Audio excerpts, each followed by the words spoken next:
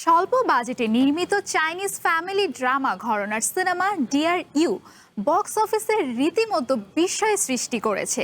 মাত্র 17 কোটি টাকা বাজেটের এই সিনেমা আয় করে নিয়েছে 3,000 কোটি টাকারও বেশি। হংচুং লান পরিচালিত সিনেমাটি পরিবার, অধিবাসন, ভালোবাসা ও প্রজন্মগত দূরত্বের গল্প তুলে ধরে দর্শকদের হৃদয় জয় করেছে।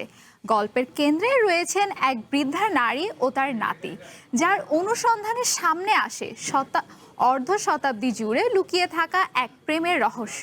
প্রবাসী চীনাদের চিঠি আদান প্রদানের ঐতিহ্য ফুটে উঠেছে গুরুত্বপূর্ণ অনুষঙ্গ হিসেবে। বিশ্লেষকদের মতে আবেগঘন কাহিনী ও শক্তিশালী চরিত্রই ছবিটির সাফল্যের মূল কারণ। ডিয়ার ইউ প্রমাণ করেছে বড় বাজেট নয়, শক্তিশালী গল্পই এখনো দর্শকদের সবচেয়ে বেশি আকৃষ্ট করে।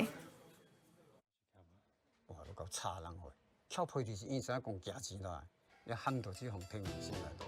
我講嘅台北